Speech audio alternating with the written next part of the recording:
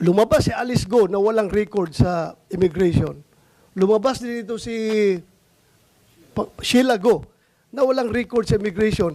Baka magkasabay silang lumabas, Madam Chair. Baka pwede natin tanungin ito kung magkasama ba silang lumabas.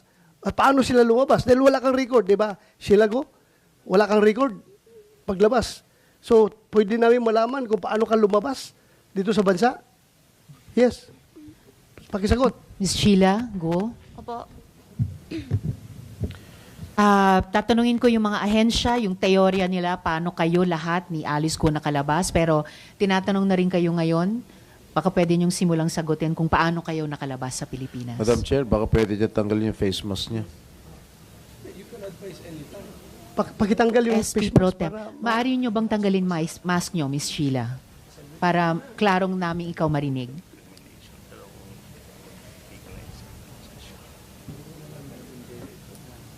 Briefly lang muna po kasi pagkatapos ng unang sagot nyo, tatanungin muna namin yung mga ahensya. So, yung pinaka-sagot ninyo, paano ba kayo nakalabas sa Pilipinas? pwede mo pakitanggal sila.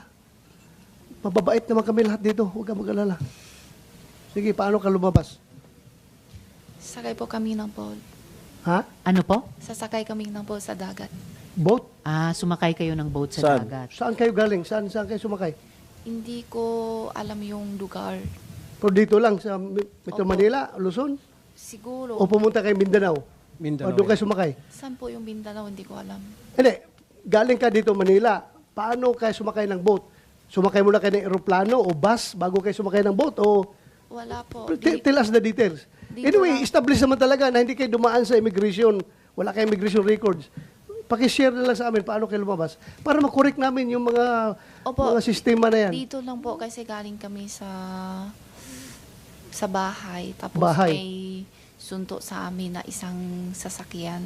Saan kayo Diretso dinala? Anong klaseng sasakyan? Van. Van. And then, saan nga kayo dinala? Hindi ko alam kung sa yung lugar. Siguro biyahe kami ng ilan oras. Hindi ko Mga ilang masabi. oras? Hindi ko matantaas yung matagal din.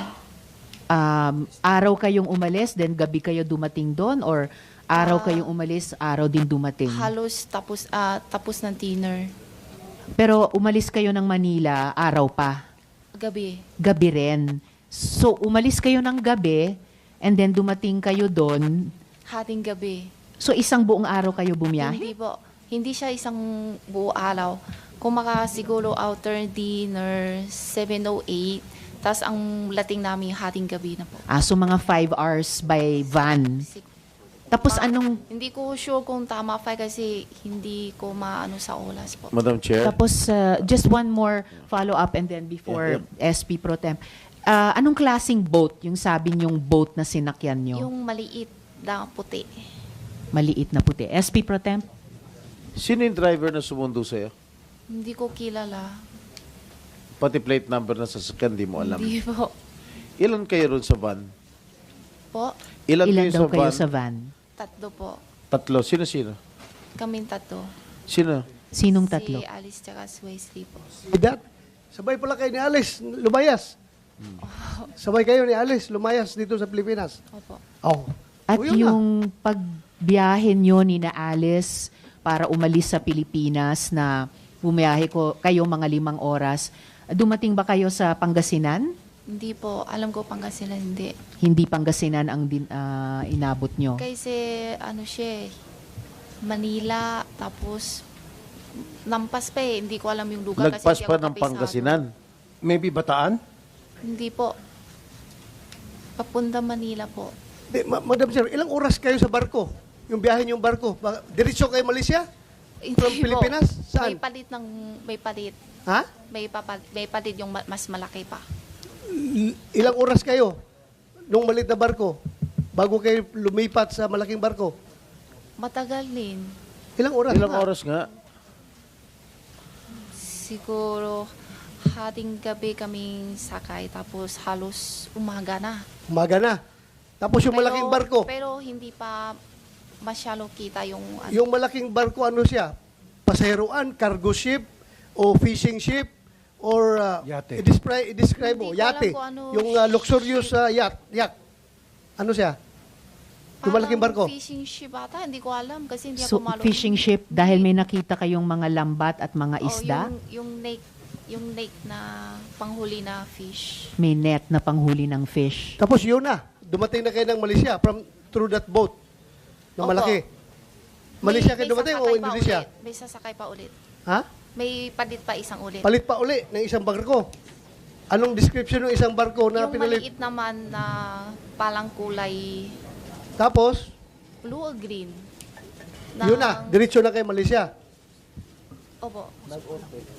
Miss Sheila at mga kasama, gusto ko lang i-reiterate yung order of questioning natin dito sa ating hearing. Siguradong babalikan namin ang pagtatanong sa inyo, Miss Sheila. Gusto ko lang i-reiterate yung order of questioning pagkatapos ng chair ng subcommittee. In order of arrival, si Sen Sherwin, si Chair Coco, Chair Rafi, Sen Doroy, SP Pro Temp Jinggoy, at Sen Joel. Sorry, Madam Chair, nauna ako ha. Okay, it's okay, Sen I Doroy. jumped the gun. Okay, Sorry, so sorry. babalikan po Madam natin Chair, pwede yung po order bang of i-clarify questioning. And Sen lang? Joel, yes, before we go back to the thing chair's that I'd like to question. clarify Yes, Sen Joel.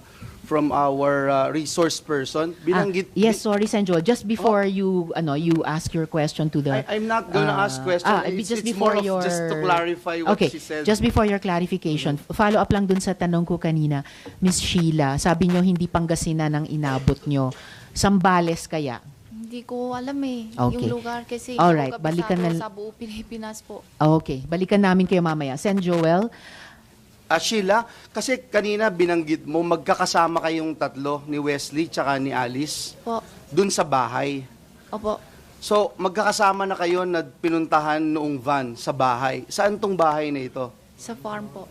Sa farm in Tarlac. Po. Tapos, sabay-sabay kayo mula sa Tarlac, mga 5 oras napunta kayo ng Pantalan, tapos sumakay kayo ng maliit na white boat, sabi mo. Yung white boat na yun, mga ilang tao kayong nandun? Estimate lang. Hindi ko masabi. Sa Ilan kayo? laki? Oo. Hindi, Tatlo ilan ang kasi- kasya dun sa boat na yun? Maliit lang sabi mo. Oh, maliit lang po. Kaya nga, ilang tao Siguro lang? kasya 10? 10 o mga ganyan siguro.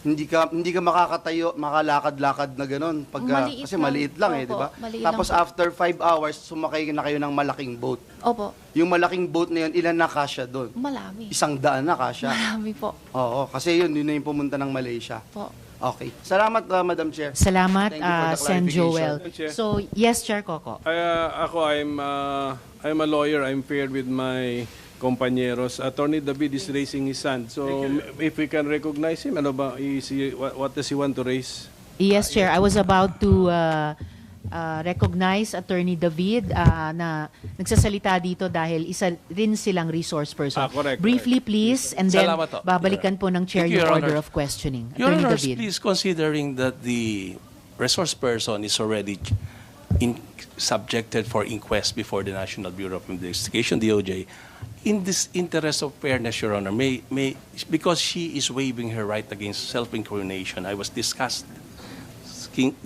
this with her earlier, but in fairness, may we at least request for an executive session as to the manner on how she left the country?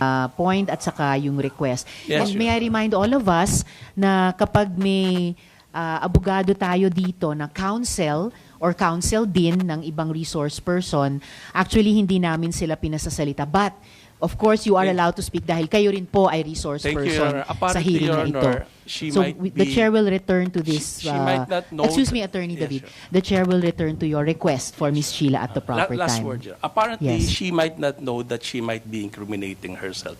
For the, in fairness, Your Honor, at least Your Honor, executive session, Your Honor. Madam Very Chair. well taken, Attorney David, and the chair will act on it at the proper time pag binilakan namin si Ms. Sheila para sa mga tanong. Madam Chair. The chair, very last intervention at this point po, Yes, Sendroy, last kasi na. pagkatapos ni Yeah. Sendroy, babalikan ko po yung order of questioning at uulitin ko yung tanong sa ating mga ahensya, ano ang teorya nyo ngayon, kung paano nakaalis sina Miss Alice at yung party niya sa Pilipinas. Sendroy, Yeah, Madam very Chair, last po. unless the objection of the lawyer of Sheila Go concerns national security, maybe I will advise this committee to go on with the executive session. But very important kasi yan dahil dyan tayo palaging na lulusutan ng mga kriminal na lumalabas sa ating bansa. Kailangan malaman niya ng lahat ng publicly malalaman niya ng mga kababayan natin para makatulong sila paano natin maiwasan yung ganun bang sistema. I think the case of Ms. Hilago does not concern national security. Bakit kailangan natin mag-executive decision, Madam Chair? Thank you, Madam Chair. I submit.